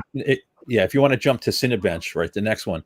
This is like one of the most pure CPU benchmarks out there. It's literally just using every CPU resource available in the chip. So the more the cores and the more threads, the better. And so if you look again from gen over gen, a 12900K desktop versus the 13900, that's a significant leap, right? We're 12,000 points, right, in the multi-threaded test. Yeah. It's huge. Yeah. Now in the single threaded test, right, you see 2016 for a 12th gen versus 2277 for a 13th gen. 10% difference, right? When only a single core is getting hit. You're not really going to see that. But if you're doing some rendering, that's a huge leap gen over gen. Yeah. That's and what really surprised me was the how close mobile processors are now to some desktops. Yeah, this actually surprised me, right? So I have to add one caveat. Like lots of these benchmarks, if you run them once, you kind of get the optimal score on a notebook. If you run them 10 times in a row, the desktops will maintain their performance. Whereas if you like thermally saturate a notebook that's only an inch thick, its performance will drop, significantly, sometimes, 20%. So this Yeah, gen, though, like both AMD and Intel are so competitive, they're right there with the current desktop chips if you're going yeah, for a high-end mobile processor. yeah. It was surprising. Now I ran my new processor. I came in at about I wasn't able to get it in the graph here, but I came in at about 25,000 something Yep.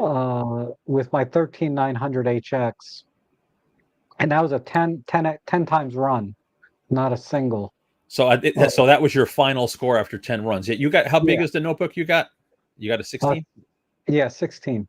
Yeah, so we should mention, I should mention, like, the bigger the notebook, right? There's more capacity to cool. There's more room for heat sinks and fans. They can maintain consistent performance longer than, a 6 millimeter 2 pound notebook that has a tiny heat Right, sink and fan in there. right. It's about airflow and fins and heat Right. sinks and all that. Bigger laptops gonna have more to cool, more cooling Exactly. technology, or more Yep. cooling hardware, I should More say. cooling, more cooling capacity. It can dissipate more heat.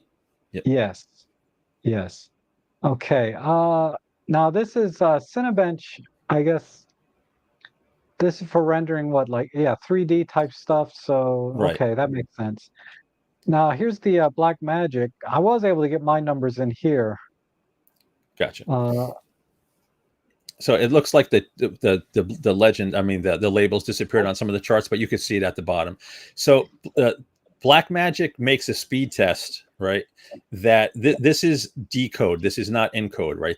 This is 8K decode using Blackmagic's codec here.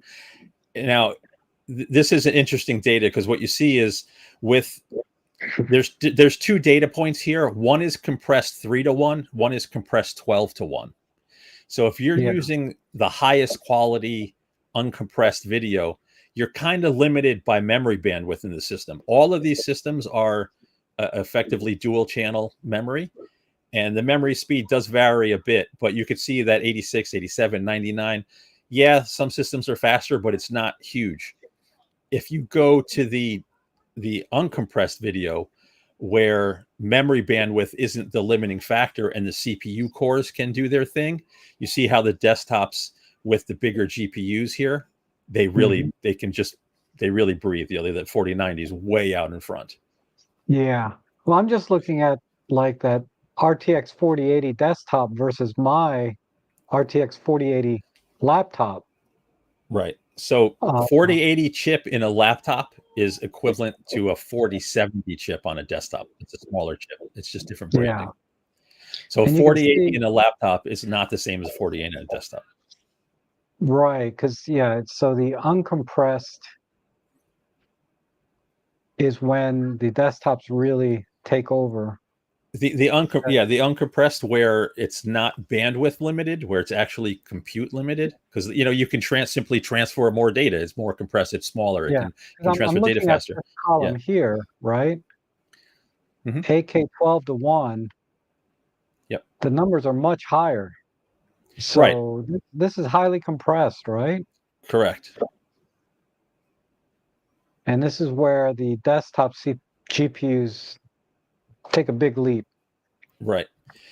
Okay. If I had the data here, so let's jump to the next one. This was GPUs, right? So this is using CUDA or OpenCL, right? And then Okay. leveraging the GPU. The next tab is strictly the CPU result, right? So this is not using the GPU at all.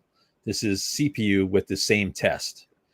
And again, what you'll see here is the desktop parts, because they can basically run flat out all the time.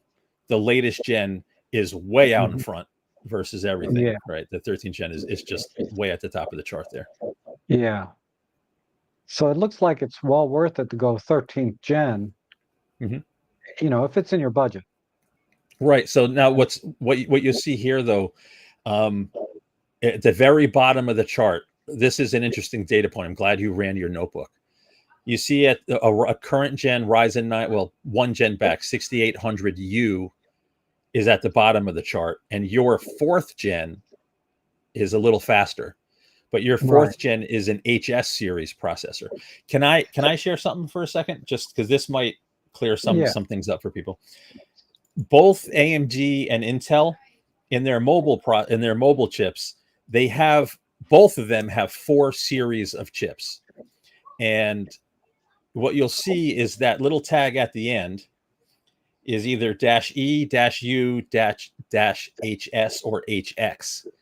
And even if you see a similar model number or a fairly close model number, and the similar number of cores, they're not all the same number of cores, but if you did see a U series 8-core chip or an HS series 8-core chip, the difference is the HS and the HX, they have a lot more headroom for power. They're allowed to boost much higher and use much more power, and you end up with much more performance. Now, those chips will typically be in bigger notebooks, but that's really confusing, right? If you were to see a 4900 HS versus a 6000 series, some people would assume the 6000 is always going to be faster, but it's not the case because notebooks are typically power constrained. So these differentiators, I think I can switch to the Intel one too. So in the same on Intel, right?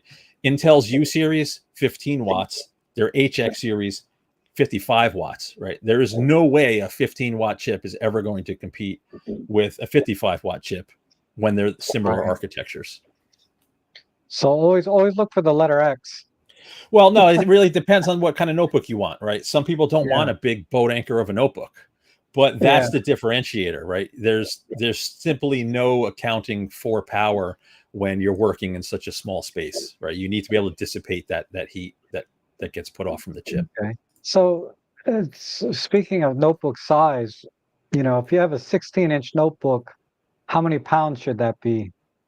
It really depends. Like, I think you'll find you can find some fairly refined big notebooks in the 6-pound range, but I have this next to me, so I'm going to just pick it up. This is the most powerful notebook you could probably buy today. This is a MSI GT77 Titan, 17-inch, like 9-pound boat anchor, but it's got a 4090, a 13980, and 64 gigs of RAM in it with dual SSDs and RAID, right? It's a beast, but that's not for everybody, right? No one wants to carry that. That's a desktop replacement, Yeah. And that's, I think for a lot of photo editors, we're really looking at a desktop replacement. At least that's all I consider my laptop. With the occasional, I might bring it with me for a class or something, but for the most part, it sits on my desk.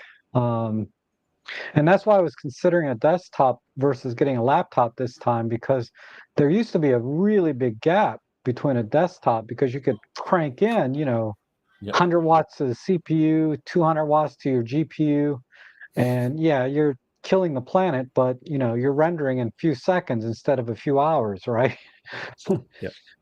But now it seems like let's talk about the GPU. So 13th gen looks like it's definitely worth upgrading to in whatever series you get, but try to get the X series if you want to get a really high-end top performance. If your goal is top performance, right, an HS or an HX are where you want to look. Right. The mainstream chips you're going to find are in the thinner, lighter, more mainstream notebooks. Right. And then on the GPU side, the previous generation in NVIDIA was the 30 series. So 3060, 3070, 3090, and then there's the 4060, 4070, 4090, 4080s. I ended up getting a 4080, but is there the similar type of performance improvement from a 3060 to a 4060, or 30 series to 40 series? Huge for gaming, right? There's a big performance improvement with 40 series, like a generational leap, much better performance. For creators, this might not mean much today, right? But something that the 40 series does that the 30 series doesn't is hardware accelerated AV1 encoding. right? So Mm. AV1 is a newer codec, better quality, higher compression than H.264 or 265, and it can accelerate that in hardware now, whereas the previous gen can't do that. Wow. Yeah, I've heard Yeah. about this AV1 thing. I have to look into it. I mean, none of my clients need that.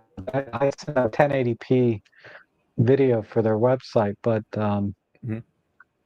if So, but a like for streamers, right? Game yeah, streamers right now, like oh my god, I'm drawing a blank. What's the popular streaming application everybody uses? oh, Twitter, Twitch. No, the it's oh my god, Chris, if you're watching, put it in the chat. I'm drawing a blank here.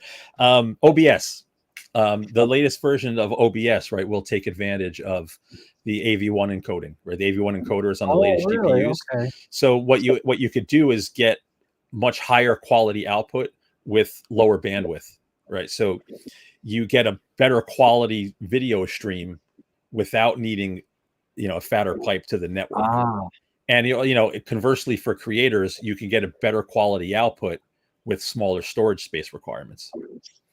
So AV1 is eventually going to be the thing, and this is the first generation of hardware that can do acceleration in hardware.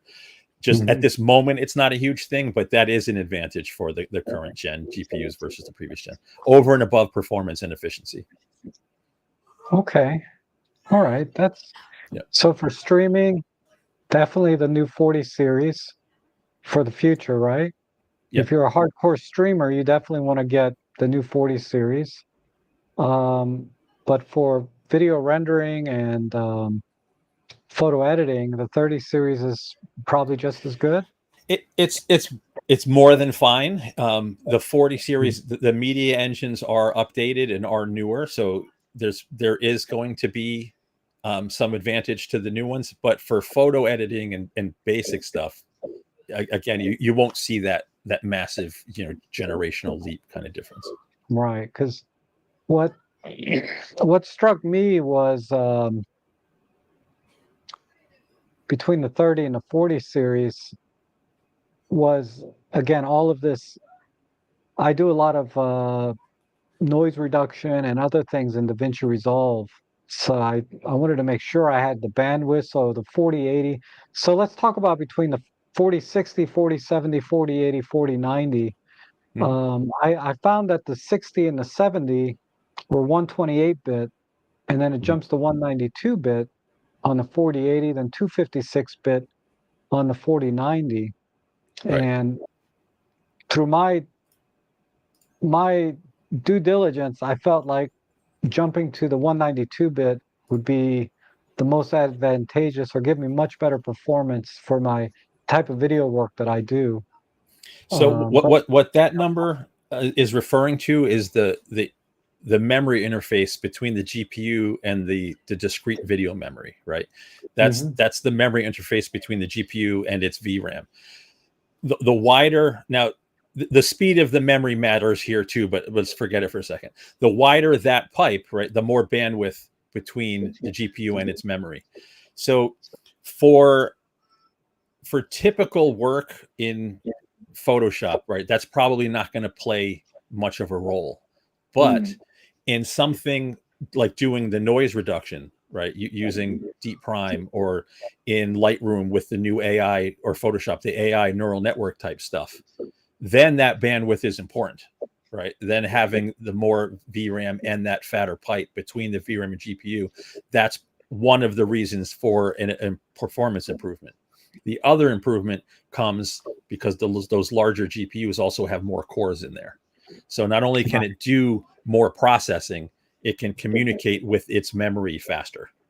So it's the right. combination of those two things are what get you the better overall performance. Yeah, so that's why I went with the 4080 because the Yep. difference in at least on the laptop side, jumping from laptops with a 4070 with laptops that have a 4080 is a pretty big jump.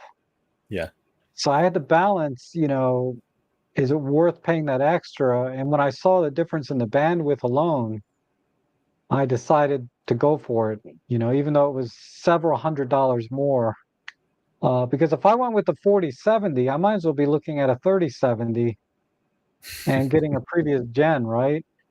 I'd still push you towards the latest again for the newer media engine, right? It's Yeah, the more you spend today, the longer you have the machine is typically the rule, right? So yeah, if you have the budget, just do it. You'll be happier longer, right. usually.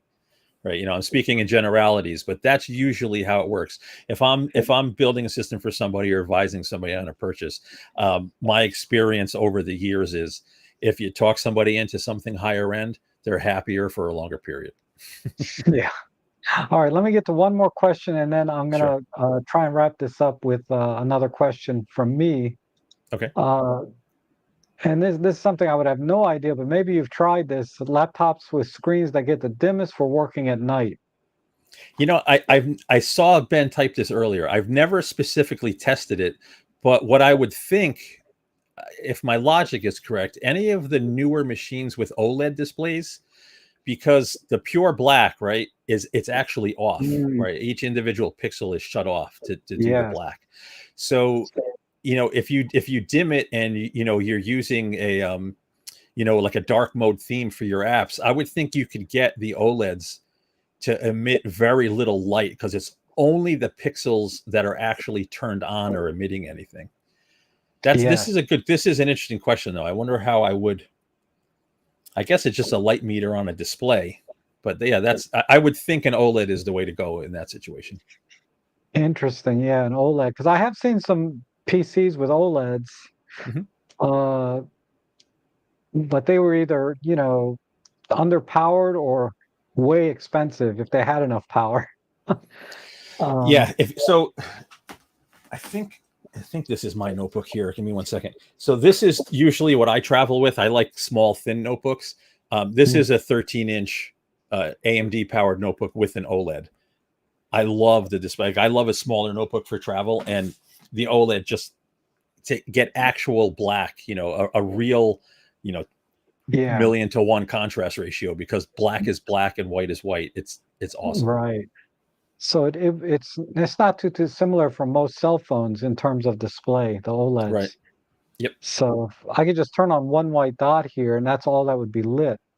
Not, Right. because most laptops, the lighting is all the way around. If it's an edge lit display, my new laptop has mini LEDs. Yeah, I Oh, so love it. you have a really nice display on the Acer machine you got too. I haven't Oh checked yeah, the specs. yeah. Did you feel the difference in front of that better display versus the old one? Not really, because I'm looking at it Really? from an angle. All right, gotcha.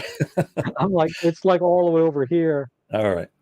If I look at it, and it's very dim, but I use my new 4K monitor. I got one of those LG high contrast. It's like 2001 IPS display, 4K, You only didn't get the 60. Dell IPS Black? I forget which one you ended up with. Yeah, the Dell IPS. This is the LG version, but it's the same Oh, okay. tech. Got it. Probably Got the it. Got it. same monitor, underneath for all intents and I, purposes. At least the I plead the display. fifth. Yeah, but definitely this is the LG with the new black technology giving me 2001 contrast IPS. Yeah, But yeah, the IPS Black. It's got better off axis viewing too. okay, okay. So let me look at this screen. Okay, I don't know why my screen doesn't show. Is it something I can share that I have, or is it something that you had on your end? Let me just close it and try and share it again. Okay.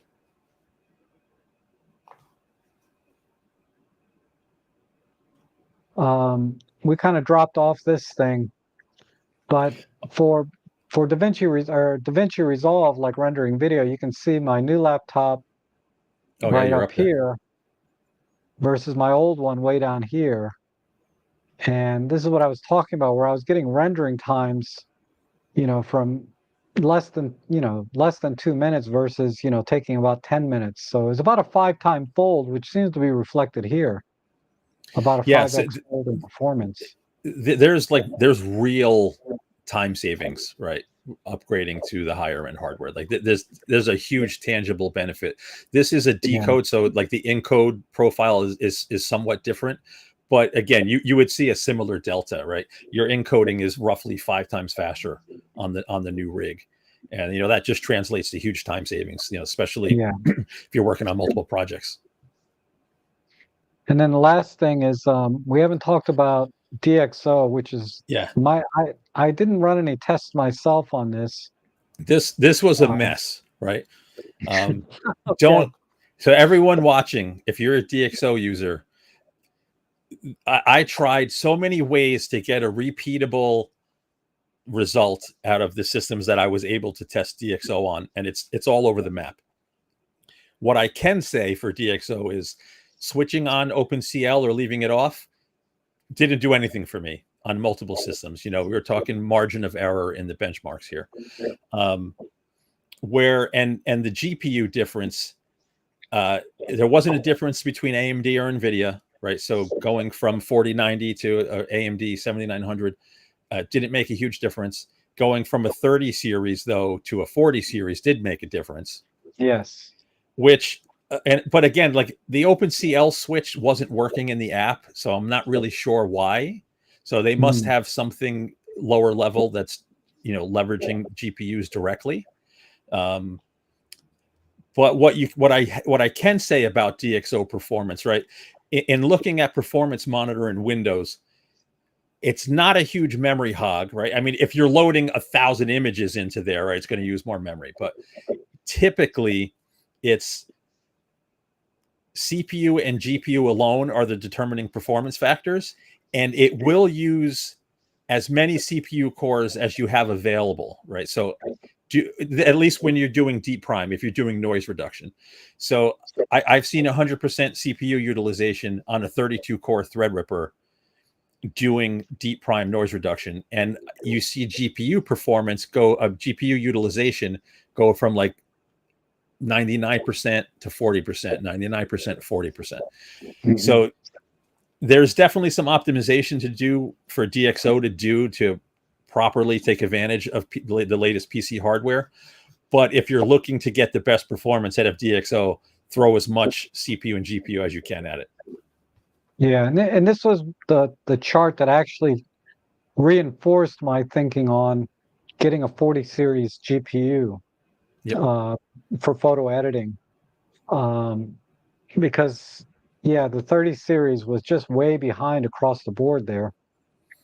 Now these charts. So there's two things. I'm not sure exactly what's happening in DxO, but what happens, like if you select, this was 50 ORF files from an OM1, imported into DxO, and then the smaller number is when you first tick that you're going to use deep prime.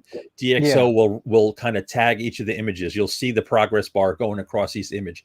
That's very fast, right? From 9 seconds to 15 seconds. And what DxO is doing is just rendering maybe 3 or 4% of the image. I think it's the preview frame, right? Yeah, it's just the loop window. It's just rendering that part of the image. Okay, so that makes sense.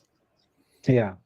And then that large number is exporting them all to full resolution JPEGs, and that's how long it took on all the systems.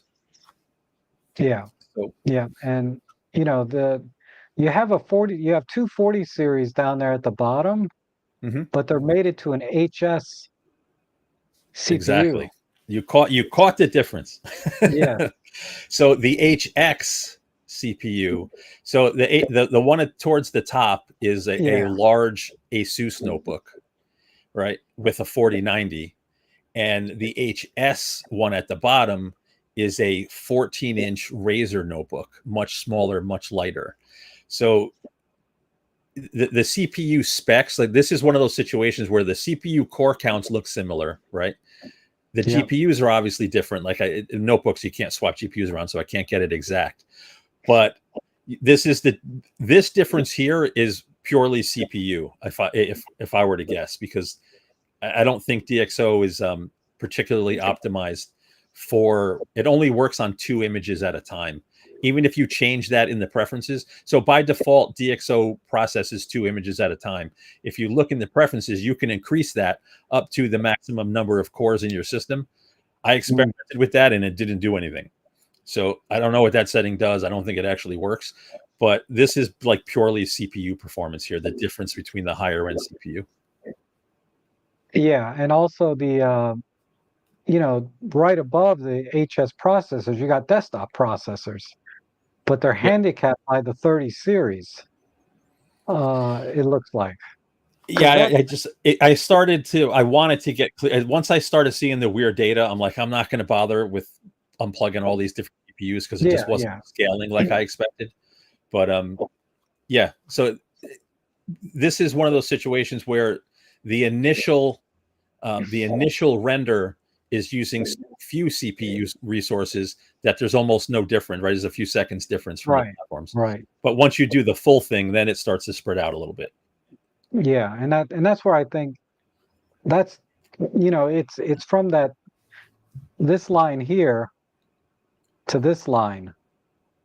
Now Yep. I get it. 3070 Ti is not a 4090, but uh, once I started seeing these 40 series, they're all 40 series, and then Yep. over here you have a Radeon, right? An Yeah. AMD GPU using OpenCL matching a 4090 GPU, which is probably trying to use CUDA cores. Well, no. And it's So this was me, right? I saw the weird number with the 3070 Ti and said, yeah, and then saw how the all of the G forces, they weren't really scaling with the OpenCL setting. So I said, mhm, maybe it's something with DxO and NVIDIA is not working right. So I switched to AMD and I put the 7900 XT in my test system, and it was the exact same performance with and without OpenCL as well. So I was like, DxO is just not doing OpenCL well, something, or I'm not understanding how it's yeah, supposed to work in DxO. And then I just yeah. put my hands up. I'm like, I delayed Rob a month on this stream already. I was like, I can't keep digging into this. Now, if you want No, to see no, something funny, scroll yeah, to the left, right? There's a couple lines of text next to the chart here. So at the bottom, it's not in the chart with a okay, 13900. So this is where the OpenCL, right? A 13900K desktop processor using the integrated graphics, that was 106 seconds to export one image with Deep Prime. wow, So I don't know okay, what was broken there, right? I wouldn't expect that to be that slow, but with no discrete GPU, like Deep Prime's not going to, you trying to run Deep Prime on an integrated iGPU, like, no, yeah. it's not going to do well. Yeah, because we're in the single digits up or in the teens up here versus 106. It's a Well, no, huge. that was one exported image, right? So Oh, 50, oh my yeah, God. so 50 images took 110 seconds, right, on the high end setups. One Yeah. image was 106 seconds. So it's 50 times slower without an integrated card. Is nuts. Yeah, it's broken. Wow. All right. Now I don't know how this translates in Lightroom because Lightroom has its own sort of noise reduction software Right. and it has to create a new file. Uh, but I would imagine it'd be similar, because of the Yeah. The yeah, integrated GPUs, they're really, really small, low power. yeah. Okay, so let me wrap this up with this question because this is something that is kind of it makes me think, right? Like if I transitioned to laptop life back in 2014 or maybe a little bit before that, but uh and I ended up buying laptops every 2 years. This time it took me 3 years because I saw a big jump and I waited because you told me to wait. Uh, otherwise I'd have bought a laptop last year. But what's really the value proposition versus say if I had bought a desktop that I could upgrade? Because I feel like even if I had bought a desktop, I'm going to be upgrading motherboards and memory all the time, just as much as I'd be replacing a laptop. But this is just from a sitting in my chair kind of perception. What's your advice for somebody that doesn't care if it's a laptop or desktop? They just, what's going to be the better value proposition, say, over the next 6 years? We could probably do a whole stream on this because it's different for AMD and Intel, right? So AMD has committed to their previous socket, the socket AM4. I want to Yeah. say that made it through like 4 generations of processors. It was something like 7 years, where from the first gen Ryzen processors, and there's some exceptions here because not every chip was supported, but generally speaking, from the first gen Ryzen to the last gen that used AM4, you could have just swapped the CPU without swapping your motherboard and memory. Intel, on the other hand, has historically either every generation or every other generation required a new socket and sometimes new memory. So it's a totally different proposition if you went with Intel. I Yeah. personally like the freedom of a desktop where you can repair it. You don't have all these integrated parts in one. If one thing goes, you're not out of your whole system. If something breaks in your notebook, you lose everything, right? You have no display, you have nothing, and you're kind of at the mercy of a repair person, usually, if you're not technical. Whereas on a desktop, it's like a big Lego, right? Yeah. It might be scary if you're not technical, but it is really easy to build a system. I actually have a 12-year-old coming by tonight, so I could teach him how to build a system. It's easy, right? Anybody could do it. So I Right. personally like the consistency and freedom of a desktop. I don't know, maybe just because I'm old school, I like having the big monitor in front of me and having my desktop experience. And when I'm on the go, I can have a little lightweight, highly portable notebook because I don't Yeah. worry about performance. I have all the performance at home. But it's gonna come down to personal taste with this generation, because Apple really lit a fire under AMD and Intel. Those M1 chips, when they launched it, they were so high performance and so efficient. Both AMD and Intel were like, we got to do something with mobile. And you see it with this generation, right? The latest mobile generation is a big step up over the previous one. So, Right. things are moving much quicker now that there's more competition in the space. Right. Hold on just a minute, because I Mhm. don't have a high power bladder. Okay. I'll be right back. Okay. So let's see if I'm missing anything in the chat while he disappears for a second here. Yeah, so Perm was saying making your own PC can be a fun, easy project. It really is. The hardest part about building a PC is buying the right parts, knowing which processor and which motherboard, which memory to buy for that given build. The putting it all together, it really is one step up from Lego. And then, there's some nuance, installing the software and getting the right drivers and making sure your BIOS and firmware, that all of that is up to date. That does require, a bit of knowledge and perhaps help if you're a beginner. But man, it's once I started building my own PCs, I've never bought a pre-built desktop again once I did it for myself. So yeah, we have Chris in the chat saying something like PC Part Picker can help. That's a great site to ensure, if you know in your head you want a 13900K but aren't sure what motherboard and memory are compatible and if what you bought will fit in the case. PC Part Picker is a good resource. You can plug in the parts that you're thinking of buying, and it will typically come up and tell you if something's incompatible or not. So that's something that can definitely be handy. And I see Ben has a question here. How about performance in the cold, like winter? That's actually interesting, right? You're a Mac user, so for you, there's really no difference, right? The chips are so efficient that whether they're plugged in or not, as long as it's not overheating, you get consistent performance. But for any of the AMD or Intel notebooks, if you can get the temperatures way down, they don't throttle as quickly. So if I were to take, those benchmarks that I ran before and run them on the same notebooks in a freezer, they would be much higher. Oh, Rob's back. Yeah. I can stop riffing. Yeah, that's what Superman said, it's man of steel, but not a bladder of steel. Sorry. Now I'm on this diet where I drink a lot of water. So, but I've lost like 15 pounds, which is awesome. No, Anyhow, I went the other way. I had why, lost 130 pounds in 2014, but had wow. a really rough 2022, and I put most of it back on, unfortunately. But I'm Yeah. starting to turn around. I've been in the gym 3 times this week, so I'm starting to get my mind right again. Oh, that's awesome. That's 3 times more than I've been all year.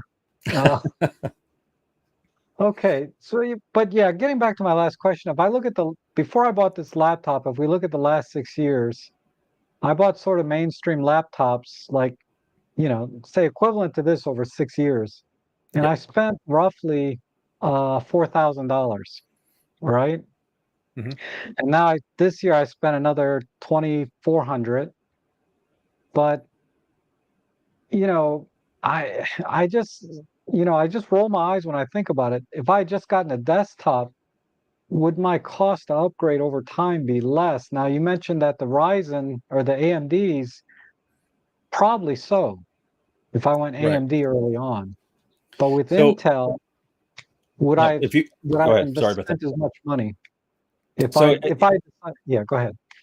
what you'll find is, right, with the desktop, your display, your keyboard, mouse, your case, your power supply will last you multiple generations, right? If you fall in love with your input devices and your display, some people keep those, across many generations. So if Hmm. you would probably have spent less in aggregate with the desktop. I think the initial investment maybe would be if you're starting from zero, right, and you need to buy everything, you're probably going to spend more on a high end desktop versus a fairly high end notebook, right? But over time, you're probably going to spend less if you can get away with pulling out an old GPU, selling it for a few $100, putting in a new GPU, pulling out an old CPU, popping in a new one, because you're not replacing everything like you are with a notebook. Right. Now you can nitpick that, and it's going to be different depending on Yeah. how high or low you are on the scale. But in aggregate, the desktop will arguably be more affordable. Yeah, because what I found was, if you're completely practical about it, what you're saying makes a lot of sense, right? You invest just a little more in the desktop system up front, so you got components that'll last that long, enough power to support future upgrades. Yep. That makes sense, and I may be better off today financially, right? But when I was in the desktop life, right before 2012, that's when I was mostly desktop. I was building my own PCs. The same psychological thing hits me as it does with camera gear. You get gas, Yep. and the latest video card comes out, and you want to swap video cards. The latest CPU comes out, and you want to swap CPUs. Whatever comes out new, it's so easy to do in a desktop. Like you said, it's Lego.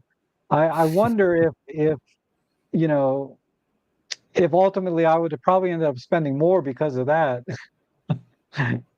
So Yeah, that's a different argument. yeah, that's a whole different argument, but I just wanted to Yeah. bring it out there, is that if when you get a desktop, like you said, because you love desktops being able to swap things out all the time, Yeah.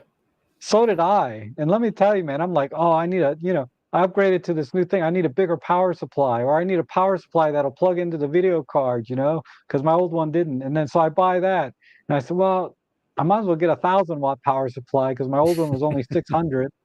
Yep. And then, and I was on the old AM4 socket. I think it was an AM4. I think it was the AMD 8350. Does that sound familiar? So see, actually, yes, like that was the previous gen before Ryzen. So that processor, um, that would have been AM3, right? But Yeah, that was the same type of socket, just different memory though. Like AM4, that went from DDR, was it DDR3 on the FX series, DDR4 on the Ryzen's, all the way up to the 5000 series. Now the 7000 series is DDR5. So yeah, going from a 5000 series to a 7000, then you got to scrap everything, right?